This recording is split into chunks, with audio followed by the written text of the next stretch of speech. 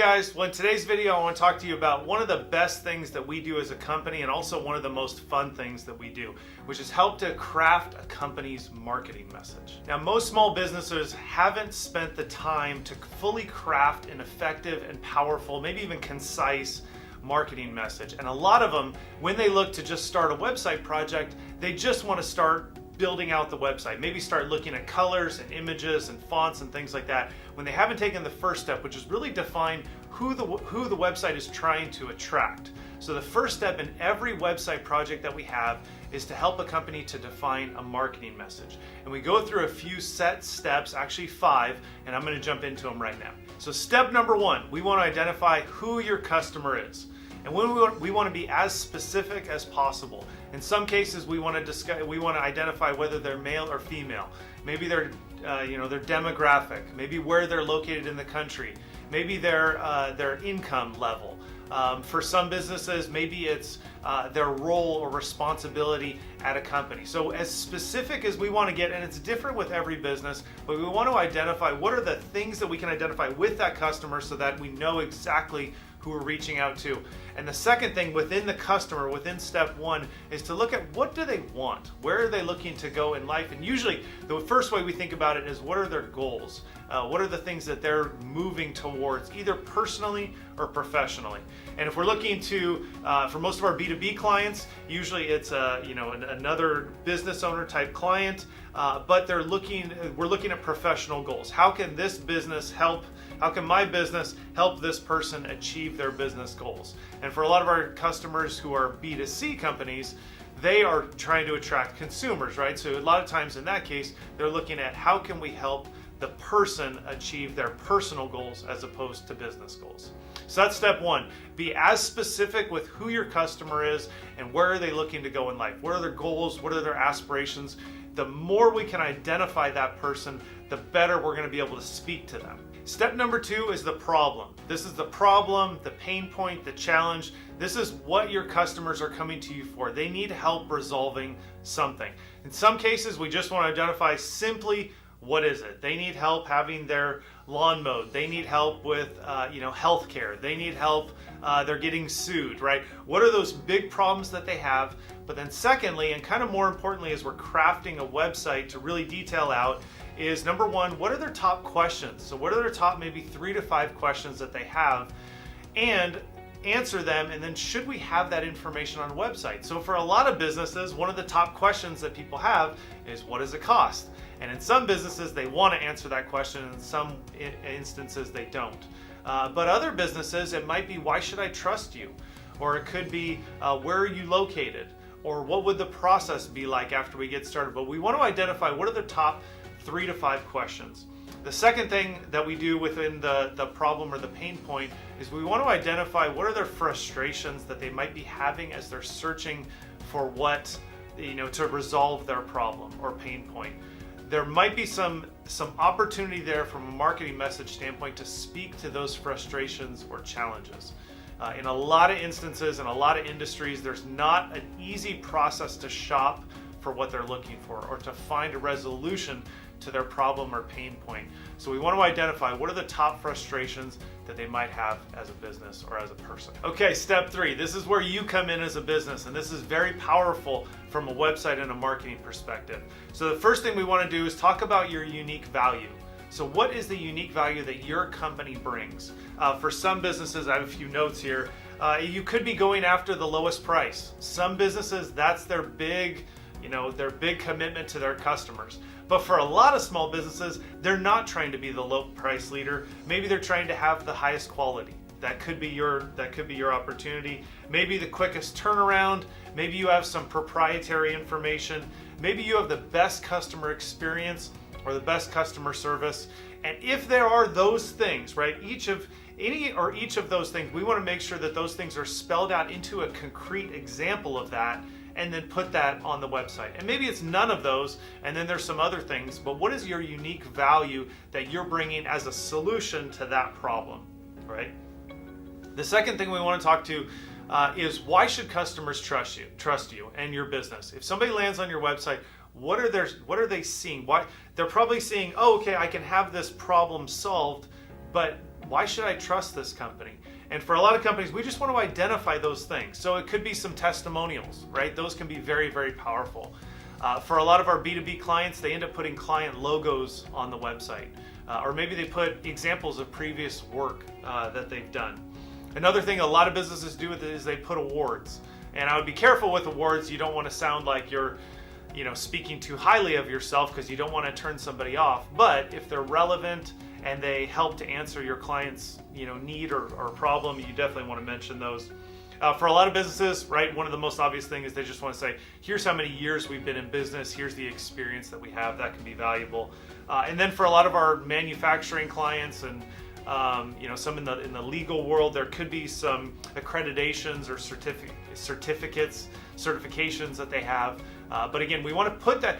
Why should a customer trust you? We want to put that information on the website to make sure that they understand, that they know that we can help them solve their problem. The next thing, and this is very, very powerful when it comes to creating a marketing message, is what are the top 3 to 5 commitments or promises that you make to your customer? So what are those things that your company stands on? And they might not be a guarantee, they might be like a code of conduct, but what are the things that you can commit to your customer so that they can say, oh, okay, I get it. These are the things that they're committing to me that I know they're going to get done. And of course, we want them to be real for you. We want these to be not made up when we start a website project, but they're very powerful because you can tell a customer at the beginning of the process or the project, here are the things that we commit to you.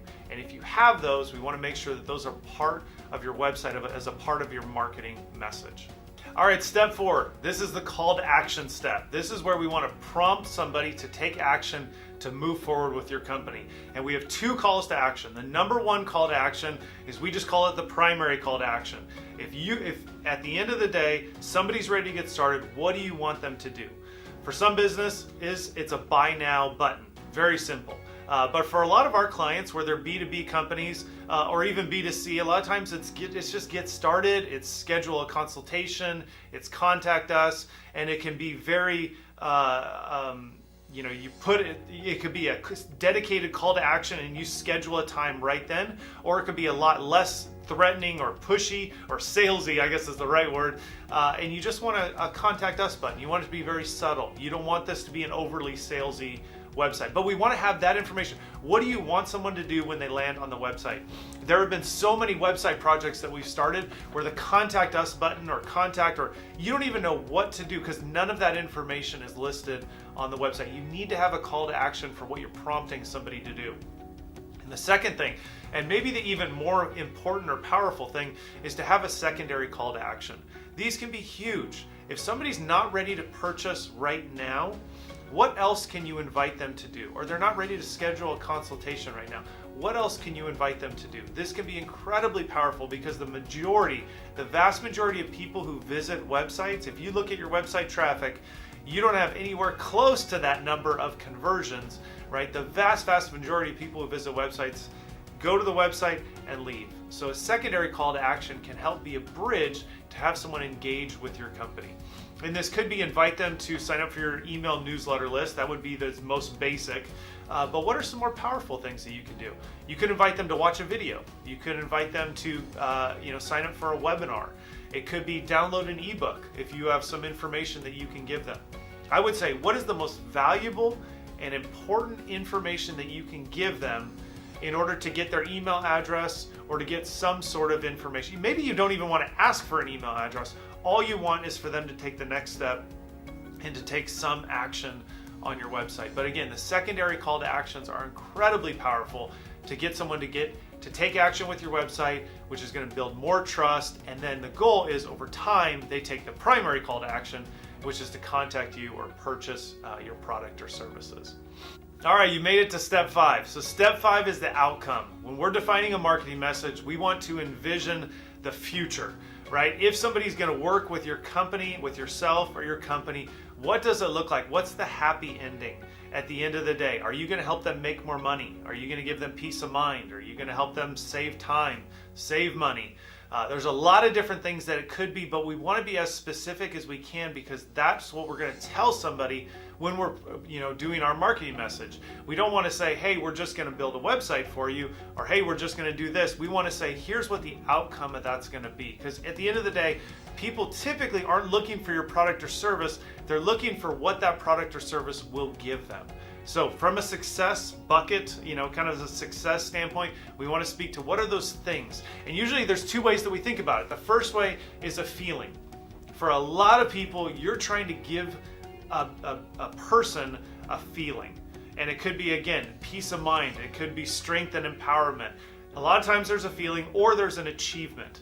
And for a lot of B2B companies, it's probably an achievement, save time, save money, make more money. But we want to identify either if there's a specific feeling that you're looking to give your customer or a specific achievement.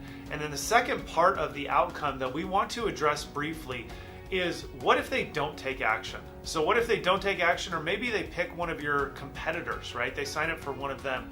We want to identify what are those things that could maybe go wrong. And we might not go a ton into that on the website, but we want to make sure that at least from this marketing message standpoint that we address it, because then we know, hey, there's probably some things that we should fit into the language and the content of the website just to tell them that, hey, your decision on this matters, right? The outcome matters to your decision. So think about this. Here are the things that can go wrong and here are the ways it can go right. All right, so that's how we craft a marketing message. We have 5 steps to build it. It can be incredibly powerful, both from how you market your business completely, but then secondly, and specifically for us, right, how we build a website. We want to make sure, number one, that you know exactly who your customer is, what problems you solve, what your solution is, what you're calling them to action, and then what does it look like at the end of the day. And once you've identified those, all right, some customers who come to us, they already have that defined and they kind of hand it to us. Right? It's a little rare, but once they hand it to us, they say, here's what we do. Here's our real business. So we need a website to portray that. Other clients, they have no idea. They really just think they sell a product or a service and that's it, when in reality, there's so much more to it. So the more we can get into this, the better. The way that we think about it is we want to craft a marketing message. That's our number one priority. And the second thing is build a website to support that marketing message, right? That's the distinction. That's very powerful. Do the marketing message, craft it, and then build a website to support that message. And probably you're doing other things to support that marketing message as well. Your email newsletter supports that marketing message. If you do direct mail, that supports it. Thanks for watching. I'll see you guys in the next video.